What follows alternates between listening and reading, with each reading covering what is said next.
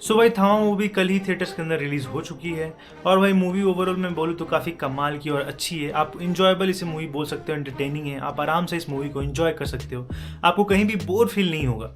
और बात करें डिटेल के अंदर इस मूवी के बारे में तो भाई कैरेक्टर की परफॉर्मेंस सबसे पहले हम लोग बात करते हैं। तो जितने भी सारे कैरेक्टर्स हैं इसके अंदर, चाहे वो परेश रावल का कैरेक्टर हो, चाहे रश्मिका मंदाना और आयुष्मान खुराना जो स्टारर लीड है उनकी बात करें, या फिर जो अपने भाई हम लोग बात करें अपने प्रधान चा के बारे में जो कि हमारे मूवी में अपेयर होते हैं, तो भाई उनकी भी परफॉर्मेंस काफ़ी कमाल की है। और बाकी सारे जितने भी नवाजुद्दीन सिद्दीकी को बोल लगता था कि हाँ थोड़ा क्रिंज हो सकता है उनकी कॉमेडी, बट भाई मैं बोलूँ अगर तो उनकी कॉमेडी ने ही इस हॉरर कॉमेडी के मूवी को बचाया है। क्योंकि अगर आप ओवरऑल कॉमेडी की बात करो तो वो बहुत जगह पे लैंड नहीं होता। सिर्फ नवाजुद्दीन सिद्दीकी की ही एक अच्छी डायलॉग राइटिंग में बोलूँगा कॉमेडी में लिखी गई थी इस मूवी के अंदर, जो कि भाई अच्छे से लैंड भी करती है और आपको वो फील भी होती है।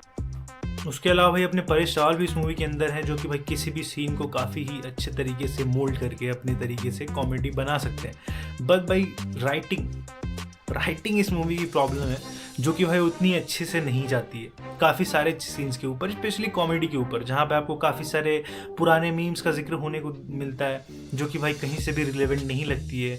बहुत सारे सीक्वेंस पे किसी और सीक्वेंस से रिलेटेड कॉमेडी सीन्स होते हैं, out of the box comedy scenes होते हैं जो कि कॉन्टेक्स्ट से कभी भी रिलेटेड नहीं होते हैं। उस सीन के इर्द गिर्द आपको नहीं मिलेंगे वो सारे कॉमेडी के एक्चुअल चीज़ें हैं। एक दो पंचेज हैं, जैसा मैंने बोला नवाजुद्दीन सिद्दीकी का है, या फिर आप परेश रावल का देख लो, आयुष्मान खुराना का भी एक दो जगह पे मुझे सही लगा कॉमेडी जो कि डायलॉग्स हैं।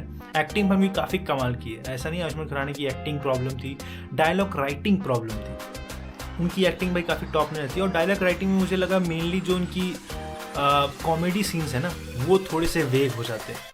और अभी बात कर ले भाई ओवरऑल मूवी की, तो मूवी में कंटिन्यूटी आपकी ब्रेक नहीं होती है, बट जो मूवी का पीक होना चाहिए ना वो इस तरीके से फॉलो नहीं करता है। वो एक्चुअली में काफ़ी अप एंड डाउन फील होता है। मैं बोलूँगा मिड का जो एक वैम्पायर और जो भेड़िए का फाइट सीक्वेंस है ना भाई, वो बेस्ट क्लाइमेक्स है।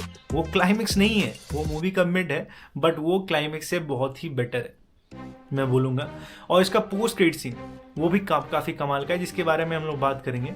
और भाई बात करें अगर अपने मेन विलन की, जो नवाजुद्दीन सिद्दीकी का कैरेक्टर है यक्षस का, और इस मूवी के अंदर जो वैम्पायर एक्स बेताल दिखाया गया है हमें, एक पुराने स्टोरी जो काली माँ के साथ में कनेक्टेड होता है, जब रक्त बीज को उन्होंने मारा था उस समय उन्होंने बेताल को क्रिएट किया था, जिस तरीके से स्टोरी पूरी मोल्ड होती है। और भाई जो यक्षस है वो अपना मेन विलन है जिसने बाकी सारे बेताल्स को बनाया, यानी कि लोगों को कन्वर्ट करा है, यानी कि वो भाई पेशेंट जीरो आप बोल सकते हो वो बंदा है, ठीक है। जो कि एक्चुअल में इस मूवी में जो थामा का डेफिनेशन दिया गया लीडर ऑफ बेताल्स, वहाँ पे वो फिट नहीं होता है, बट वो पेशेंट जीरो है जिसने बाकी सारे बेताल्स को क्रिएट किया है। तो आप समझ सकते हो कितना पावरफुल। और भाई मैं बोलूँगा जो अपना मेन विलन है यक्षस का, भाई उसे अच्छी एंडिंग नहीं मिली। अगर आप मेरे हिसाब से देखो तो भाई इसकी जो एंडिंग थी ना उसमें अपना जो यक्षस है, या फिर क्लाइमेक्स बोलो, या फिर उसके कुछ देर पहले का सीन बोलो, उसमें भाई अपने यक्षस का जो वेट है ना काफ़ी कम फील होता है, वहाँ पे उसकी प्रेजेंस फील ही नहीं होती है। क्योंकि जब ये मिड का जो एक्शन अपना सीक्वेंस आता है ना भेड़िया वर्सेस वैम्पायर, उसके बाद चीज़ें काफ़ी शिफ्ट हो जाती है भेड़िए की तरफ। आपके माइंड में कहीं ना कहीं चलेगा कि भाई भेड़िया इसका विलन है, लगता है क्लाइमेक्स में भी ये आएगा और वैम्पायर्स को मारेगा। आप बिल्कुल इंडल्ज हो जाते हो उस भेड़िए कॉन्सेप्ट में, यक्षस को आप भूल ही जाते हो जब तक वो क्लाइमेक्स में वापस नहीं दिखता है।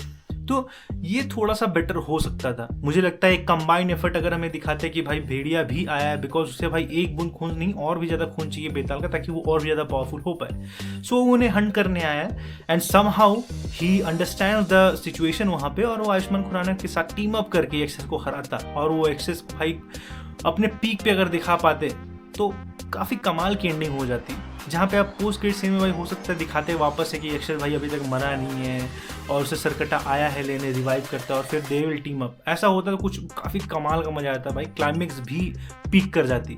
बट भाई वो क्लाइमेक्स में वो चीज़ मिसिंग होती क्योंकि उन्होंने मिड क्रेडिट सीन में जो एक्सपेक्टेशन सेट कर दिए लोगों की भाई वो कुछ अलग ही थी। और भाई अभी अगर हम लोग बात करें मूवी कंटिन्यूटी की, तो भाई कंटिन्यूटी काफ़ी ज़्यादा आपको ब्रेक फील नहीं होगी, आप आराम से पूरे मूवी को एंजॉय करोगे। बट जिस तरीके की ये एलिवेशन दिखाती है ना हाइप के अंदर मूवी, तो वो काफ़ी एलिवेटेड है। आपको काफ़ी जगह पे पीक फील होगा, फिर उसके बाद नॉर्मलाइज हो जाएगा। जैसे कि जो क्लाइमेक्स है मैंने बोला, वो क्लाइमेक्स उतना अच्छा फील नहीं होता है, जो कि मिड सीन में इन्होंने दिखाया भेड़िया वर्सेस वैम्पायर का, वो काफ़ी पीक जाता है। तो ये थोड़ी सी चीज़ें हैं। और या फिर जो स्टार्टिंग का थोड़ा जो उन्होंने 320 BC का आई थिंक दिखाया, तो थोड़ा सा वो सब चीज़ें ठीक है, वो सब चीज़ें मैं फिर भी उतना मैटर नहीं करती हैं। स्टोरी को सेटअप करने के लिए हर एक चीज़ रियलिस्टिक या फिर लॉजिकल नहीं हो सकता है, क्योंकि हमें पता है ये हॉरर कॉमेडी जॉनर है। बट चीज़ें अगर थोड़ी और अच्छे से लिखी जाती, मेरे को लगता है ये काफ़ी कमाल का बन सकता था भाई। और मैं बात करूँ अब जाकर के भेड़िए की, तो भाई क्या भेड़िया इन्होंने दिखाया। मैं काफ़ी स्केप्टिकल था इस चीज़ के बारे में। अगर आप देखो जिस तरीके के इन्होंने ट्रेलर के अंदर भेड़िया दिखाया था, वो ऑलमोस्ट वैन हेल्सिंग की तरह, जो कि भाई 2004 की मूवी है। ऑलमोस्ट 21 साल हो गए उस मूवी को भाई, लेकिन अभी तक उसके भेड़िए के लेवल के किसी भी मूवी में कहीं पर भी आपको नहीं देखने को मिला है। मैं बोलूँगा भाई अंडरवर्ल्ड जो मूवी है उससे भी बेटर जो वुल्फ है, वेयर वुल्फ है, वो मुझे भाई वैन हेल्सिंग का लगता है। और उन्होंने कुछ हद तक, मैं बोलूँगा कुछ हद तक रेप्लिकेट करने का वो ट्राई किया है। और भाई मैं डर रहा था, बट आई लाइक्ड इट। जिस तरीके से भाई वो एक बूंद खून के बाद में जो हवा में उठ के कन्वर्जन होता है ना भाई, वो फीलिंग काफ़ी कमाल की थी। मैं उस समय पीछे के जितने भी सारे सेगमेंट्स है, जो भी स्टोरीज थी जहाँ भी वो पिक नहीं करती, सब मेरे दिमाग से वॉश आउट हो गया था। वो सीन काफ़ी कमाल का था भाई। मुझे लगा कि हो सकता है ये एंड क्रेडिट सीन में भी कुछ हमें देखने को मिले, बट नेवरदलेस बट भाई भेड़िया अपना काफ़ी कमाल का कन्वर्ट होता है भाई। मुझे बहुत अच्छा लगा, बहुत अच्छा लगा। मैं बोलूँगा सिनेमैटिक शॉट्स और VFX भी उस पर्टिकुलर सीन में, अगर आप अपने बॉलीवुड हिस्ट्री को देखो तो भाई बहुत ही कमाल का काम किया गया भाई।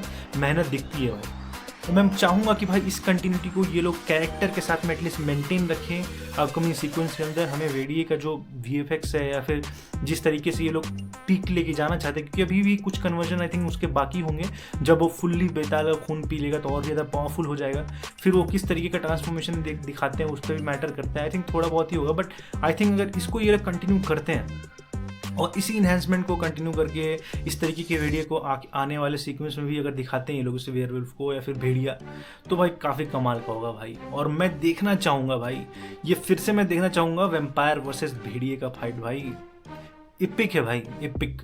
It's kind of end game shit, जहाँ भाई Thanos is fighting with captain America. वो कितना भी हार गया भाई बंदा, बट उसका मोरल आप तोड़ नहीं सकते हो।